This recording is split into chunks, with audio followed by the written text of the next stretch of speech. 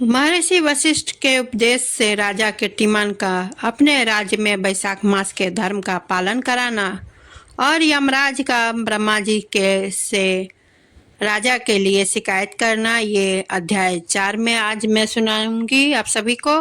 राधे राधे दोस्तों, आप सभी का मेरे यूट्यूब चैनल व्रत एंड पर मैं स्वागत करती हूँ। दोस्तों, मिथिलापति ने पूछा, ब्राह्मण जब वैशाख मास के धर्म अतिशय सुलभ पुण्य राशि प्रदान करने वाले भगवान विष्णु के लिए प्रतिकारक चारों पुरुषार्थों की तत्काल सिद्धि करने वाले सनातन और वेदोक्त है, तब इस संसार में उनकी प्रसिद्धि कैसे नहीं हुई। श्रुतदेव जी ने कहा, राजन, इस पृथ्वी पर अलौकिक कामना रखने वाले ही मनुष्य अधिक हैं। उनमें से कुछ राजस और कुछ तामस है। वे लोग इस संसार के भोगों तथा पुत्र पौत्र आदि संपदाओं की ही अभिलाषा रखते हैं। कहीं किसी प्रकार कभी बड़ी कठिनाइयों से कोई एक मनुष्य ऐसा मिलता है जो स्वर्गलोक के लिए प्रयत्न करता है और इसलिए वह यज्ञ आदि पुण्य कर्मों का अनुष्ठान बड़े प्रयत्न से करता है और बड़े जत्न से करता है, परंतु मोक्ष की उपासना प्राय कोई नहीं करता।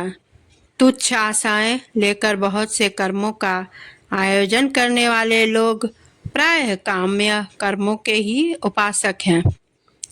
यही कारण है कि संसार में राजस और तामस धर्म अधिक विख्यात हो गए हैं, परंतु सात्विक धर्मों की प्रसिद्धि नहीं हुई है। ये सात्विक धर्म भगवान विष्णु को प्रसन्न करने वाले हैं, निष्काम भाव से किए जाते हैं और यह लोक तथा परलोक में सुख प्रदान करते हैं। देव माया से मोहित होने के कारण मूढ़ मनुष्य इन धर्मों को जानते ही नहीं है।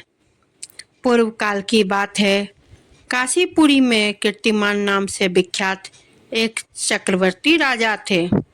वे इक्ष्वाकुश वंश के भूषण तथा महाराज नृग के पुत्र थे।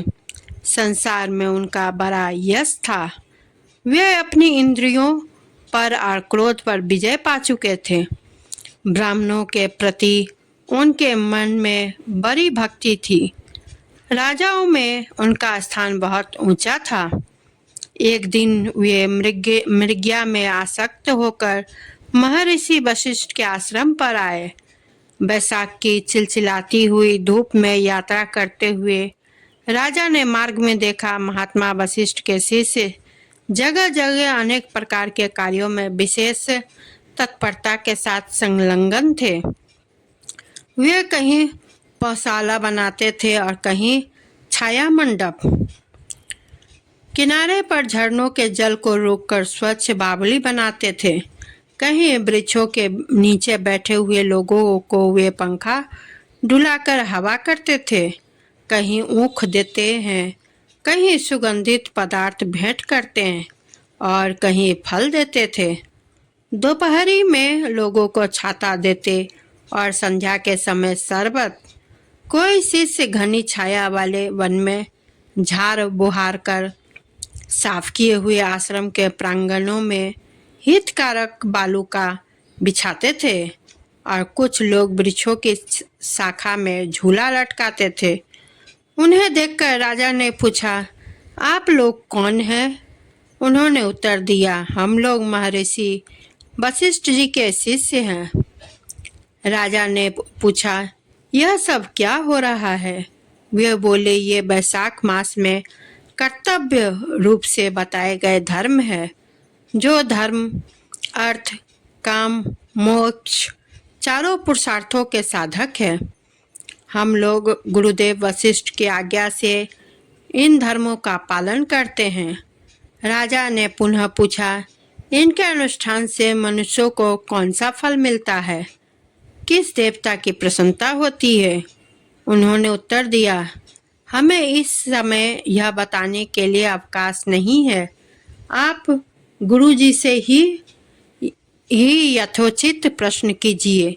वे महायशस्वी महर्षि इन धर्मों को यथार्थ रूप में जानते हैं। शिष्यों से ऐसा उत्तर पाकर राजा अति शीघ्र ही महर्षि वशिष्ठ के पवित्र आश्रम पर, जो विद्या और योग शक्ति से संपन्न था, गए। राजा को आते देख महर्षि वशिष्ठ मन ही मन बड़े प्रसन्न हुए। उन्होंने सेवकों सहित महात्मा राजा का विधि पूर्वक आतिथ्य सत्कार किया। जब वे आराम से बैठ गए तब गुरु वशिष्ठ से प्रसन्नता पूर्वक बोले, भगवान, मैंने मार्ग में आपके शिष्यों द्वारा परम आश्चर्यमय शुभ कर्मों का अनुष्ठान होते देखा है, किंतु उसके संबंध में जब प्रश्न किया तब उन्होंने दूसरी कोई बात ना बताकर आपके पास जाने की आज्ञा दी।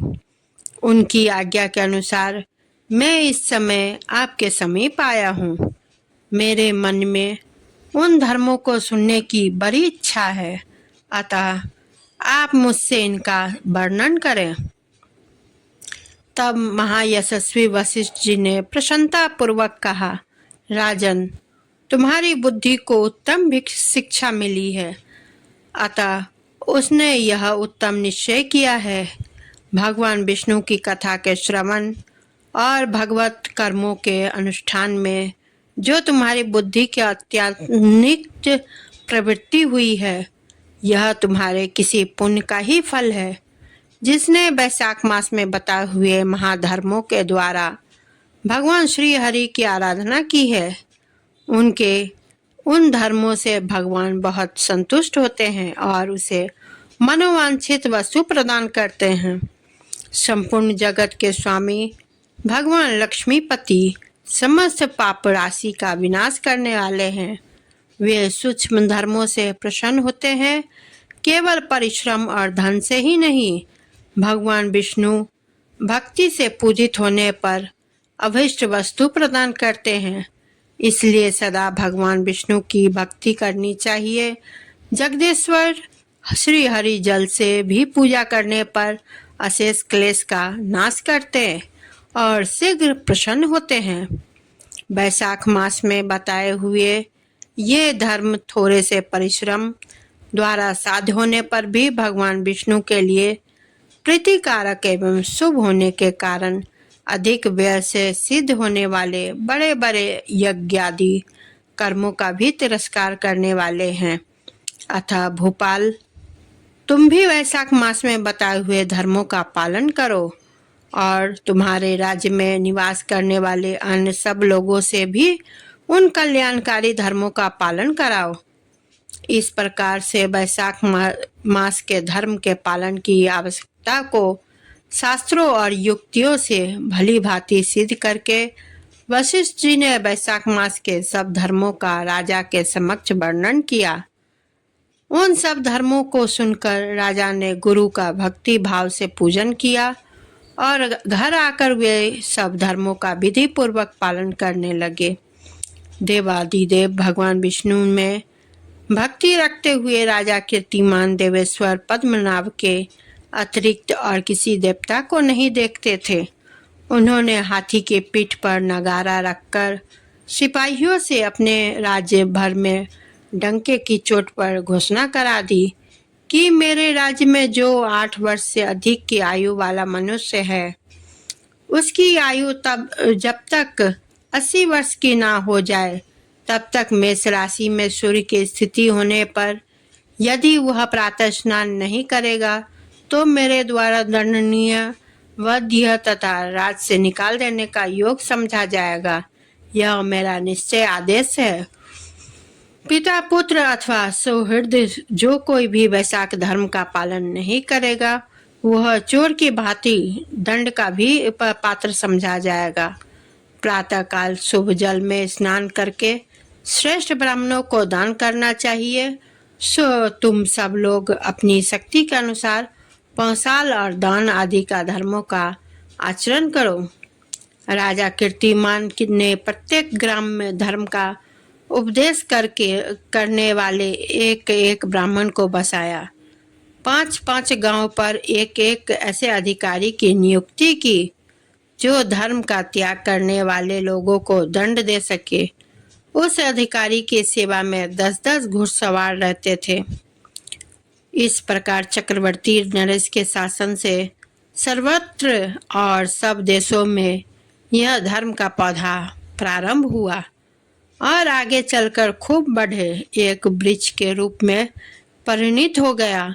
उस राजा के राज्य में जो लोग मर जाते थे वे भगवान विष्णु के धाम में जाते थे। वहाँ के मनुष्यों को विष्णु लोक की प्राप्ति निश्चित थी। एक बार भी वैशाख स्नान कर लेने से मनुष्य यमराज के पास नहीं जाता। अपने धर्मानुकूल कर्म से में स्थित हुए सब लोगों के विष्णु लोक में जाने से यमपुरी के सब नरक खाली हो गए। वहाँ एक भी पापी प्राणी नहीं रह गया। वैशाख मास के प्रभाव से यमपुरी के मार्ग की यात्रा ही बंद हो गई। यह सब मनुष्य दिव्य आकृति धारण करके भगवान के धाम में जाने लगे।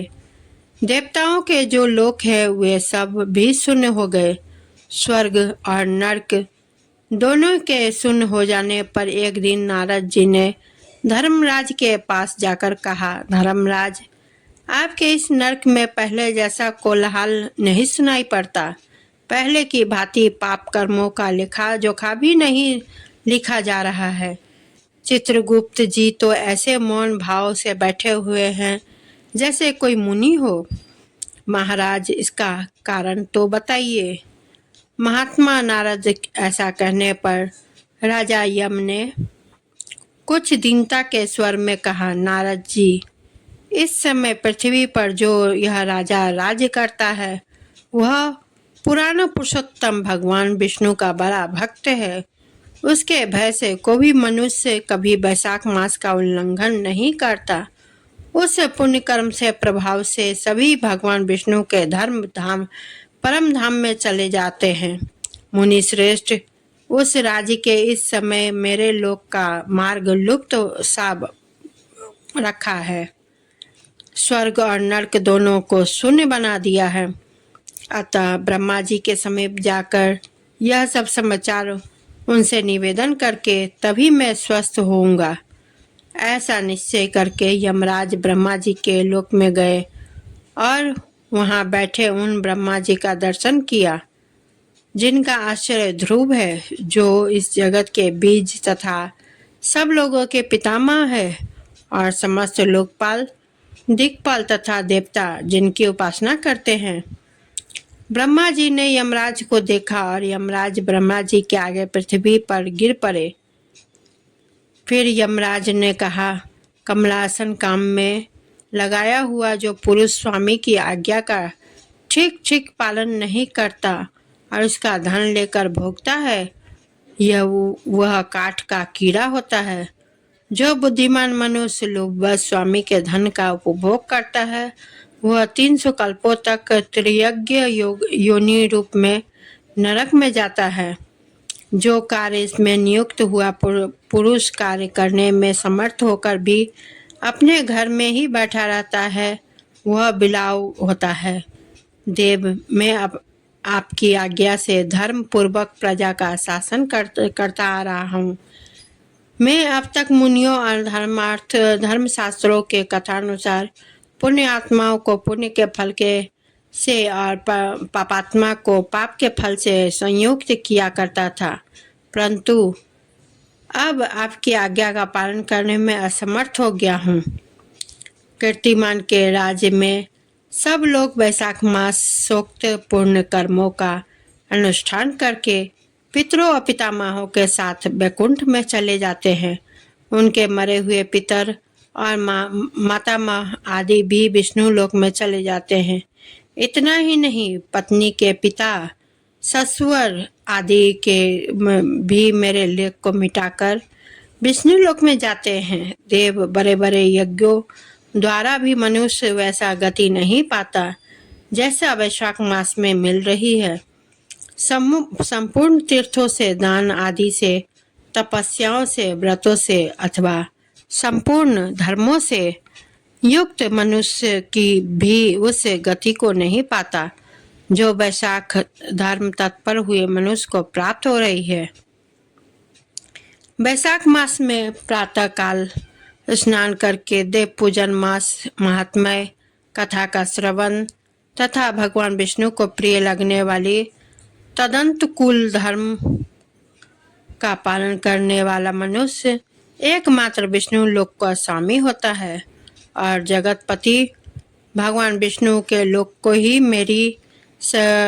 मेरी समझ में कोई सीमा ही नहीं है, क्योंकि सब ओर से कोटि कोटि प्राणियों का समुदाय वहां पहुंच रहा है तो भी वह भरता ही नहीं है। इस संसार में पवित्र और अपवित्र सभी लोग राजा की आज्ञा से वैशाख मास के धर्म का पालन करके विष्णु लोक को जा रहे हैं। लोकनाथ उसकी प्रेरणा से संस्कारहीन मनुष्य भी वैशाख मास स्नान मात्र से वैकुंठ धाम को चले गए। यह केवल भगवान विष्णु के चरणों की शरण लेने वाला है जान पड़ता है।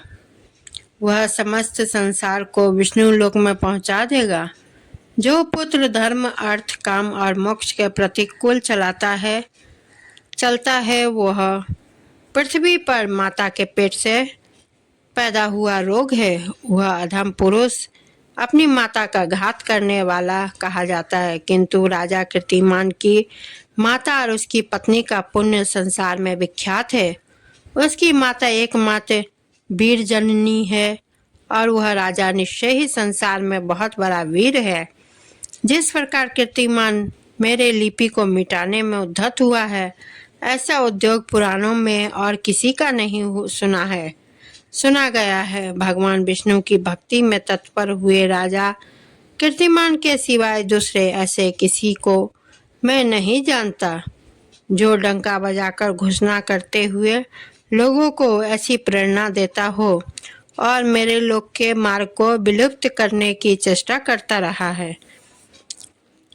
तो दोस्तों, चौथा अध्याय कैसा लगा कमेंट जरूर करें और वीडियो को लाइक शेयर करें, चैनल को सब्सक्राइब करें और नोटिफिकेशन बेल को क्लिक जरूर करें, क्योंकि कोई भी नई वीडियो आप तक सबसे पहले पहुंचे इसके लिए आपको क्लिक करना होगा नोटिफिकेशन बेल। और इसी के साथ मैं आज्ञा लेती हूँ। धन्यवाद। फिर नए वीडियो के साथ उपस्थित होंगी।